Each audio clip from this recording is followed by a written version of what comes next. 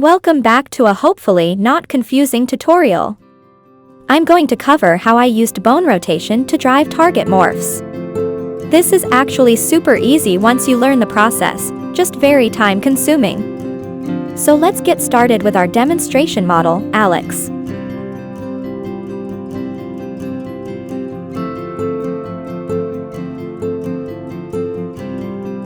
First, we have to create a new animation blueprint by right-clicking in the content drawer, under whatever content folder you wish to place your character blueprints. This is a post-processing blueprint, different than the normal animation blueprint, so label accordingly. Your character will probably have two blueprints. One for animation and one for post-processing. I already have mine created, so I will just open those. Here's a look at my post-processing blueprint so far.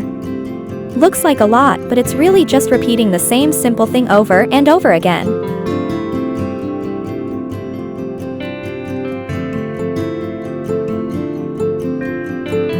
Now, open the character's skeleton mesh.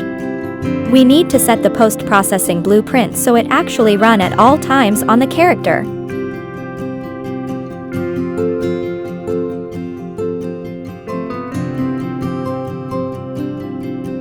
Here's a little demonstration of what can be done. If I move the left thigh backwards, it activates 3 different glute morphs. You can see of them moving in target morphs panel on the right side. This can be used to drive any morph and even bone-to-bone movement, but a morph can only be driven by one joint, compared to one joint being able to drive multiple morphs. Anyways, so, in your skeleton mesh, click on the asset details. Scroll down and under skeleton mesh, make sure to apply your new blueprint to the post-processing animation blueprint drop-down.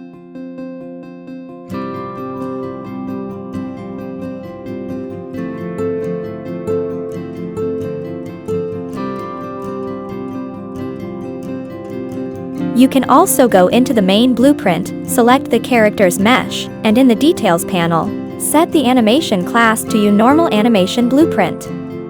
This will allow both blueprints to operate at the same time.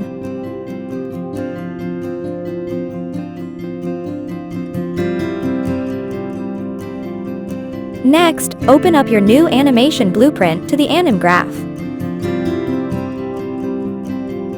I'm going to drag out and use the simple bicep morph for an example.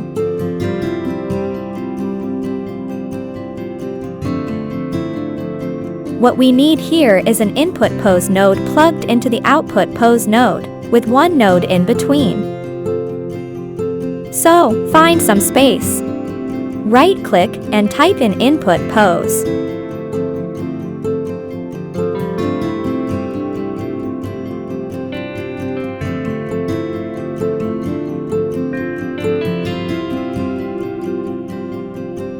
Next, right-click again and type bone-driven, and select the only option. When you connect these nodes, it will automatically create the local to component and component to local nodes. To apply multiple morphs, just Ctrl-C and Ctrl-V to copy and paste the bone-driven node. Then link them all together and plug the last one into the output pose node. And that's it. Kinda. That's the easy part. The next part of settings and figuring out bone rotation can be the time-consuming and annoying part. So here's the settings for my biceps node on the right side in the details panel. I'm just going to list what these do. The source bone is the bone that will actually drive the morph based on its rotation. In this case, bicep is driven by the forearm bend. The source component is which of the bone's rotational axis is driving the bend.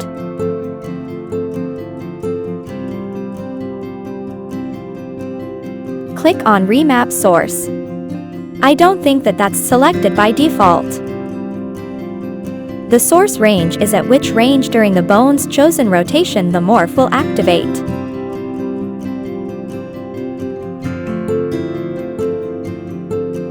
The mapped range is how much the morph is activated based on the above-mentioned chosen bone rotation. In this case, the destination mode needs to be set to morph target. I will cover bone-to-bone movement in a bit. The parameter's name is the literal name of which specific morph you want activated. If you go into the skeleton mesh, under the Target Morphs panel, it will list all the morphs that are available. Select the morph so that it is highlighted, right-click and copy the name.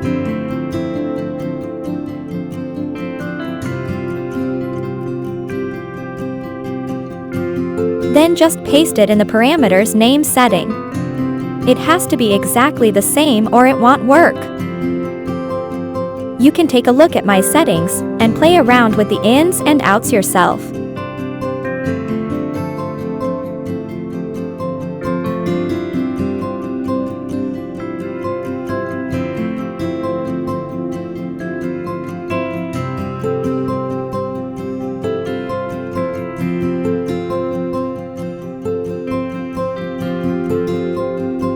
Now I'm going to apply the same concept to a bone-driven bone movement. I need to create a right pectoral movement that I missed.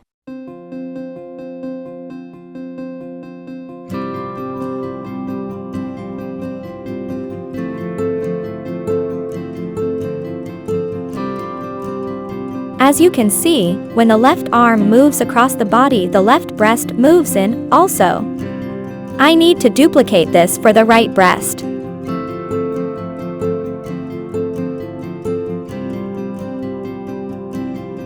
I find the node associated with the left breast that I need, and then duplicate it.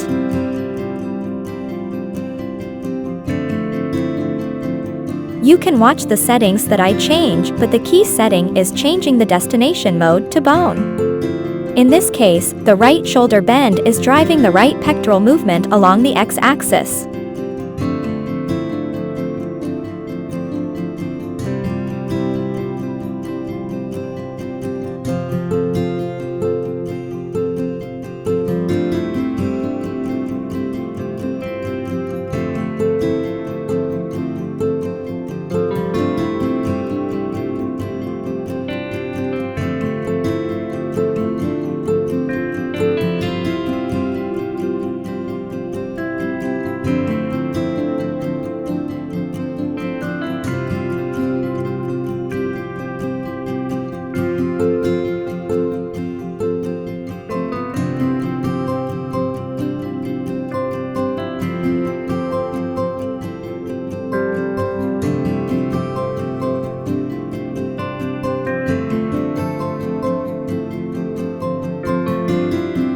Okay, that took me a minute to figure out.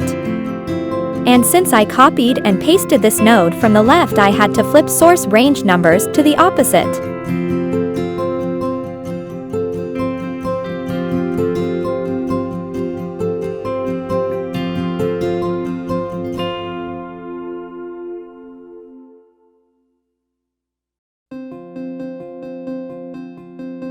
Here's another example of how I have the inner brow linked to the ear, so there's a little ear movement when the brows go up.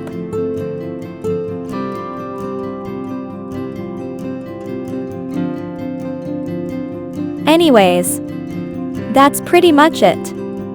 Hope this helps. Until next time. Bye!